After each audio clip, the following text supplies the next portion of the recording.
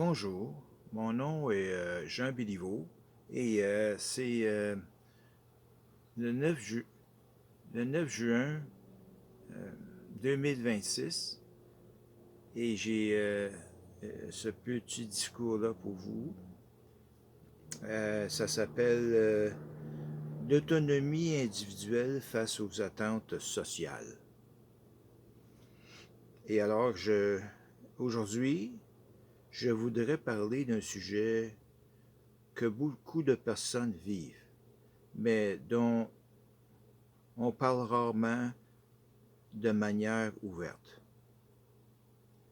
La relation entre l'individu et les attentes sociales. Depuis notre enfance, nous apprenons implicitement ce que la société considère comme un parcours normal. Il existe des idées sur la manière dont une vie devrait se dérouler. Les relations, la carrière, les responsabilités, les choix personnels. Pour beaucoup de personnes, ce modèle fonctionne très bien. Il apporte de la stabilité euh, et du sens et du bonheur. Mais pour d'autres, la réalité est plus complexe. Certaines personnes ressentent que leur manière de penser, de vivre ou de se projeter ne correspond pas entièrement à ce modèle dominant. Elles peuvent avoir des priorités différentes, des aspirations différentes ou une vision différente d'épanouissement.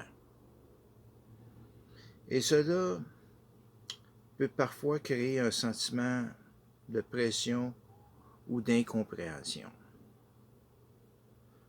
Euh, ce n'est pas fortement non, c'est-à-dire, ce n'est pas forcément une, une pression explicite. Parfois, elle est subtile. Elle vient des attentes, des regards, des comparaisons ou des normes implicites. Dans ces situations, une question importante apparaît. Est-ce que chaque être humain a le droit de définir sa propre voie, même si elle est différente de celle de la majorité? Je crois que la réponse devrait être oui. La liberté humaine ne consiste pas seulement à faire des choix dans un cadre déjà défini, elle consiste aussi à pouvoir questionner ce cadre et à choisir une direction différente si, si c'est ce qui correspond à notre réalité intérieure.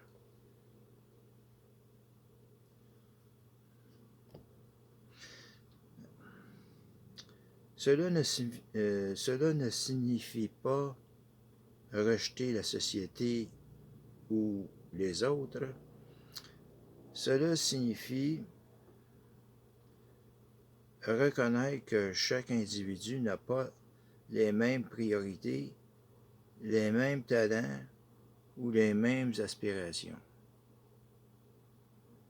Certains trouvent leur accomplissement dans les relations humaines, la famille ou la vie sociale.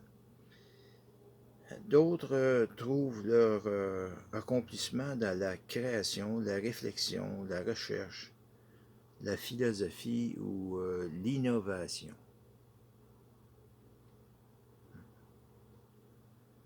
Et d'autres encore cherchent simplement un équilibre personnel qui ne correspond pas au modèle traditionnel. Aucun de ces chemins ne devrait être automatiquement considéré comme supérieur ou inférieur.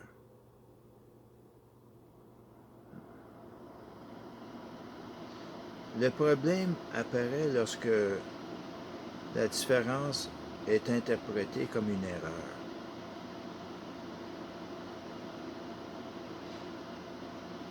Lorsqu'une personne est jugée ou mal comprise simplement parce qu'elle ne suit pas le parcours attendu, cela peut créer de la pression et du malaise.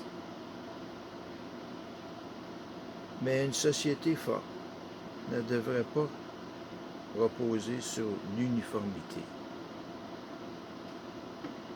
Elle devrait reposer sur la diversité des parcours humains.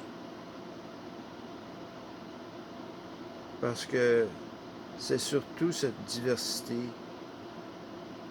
qui permet l'évolution, la créativité et les nouvelles idées. Beaucoup d'innovations, de découvertes et de progrès ont été réalisées par des personnes qui ont suivi un chemin différent de celui attendu à leurs époques. La liberté individuelle ne s'oppose donc pas à la société, elle en fait partie. Une société équilibrée n'est pas une société où tout le monde vit de la même manière. C'est une société où différentes manières de vivre peuvent coexister dans le respect. En fin de compte, l'autonomie individuelle n'est pas un rejet des autres. C'est simplement le droit fondamental de chaque personne de construire sa propre vie selon sa propre conscience. Et c'est tout. Et merci à vous et bonne soirée à tous.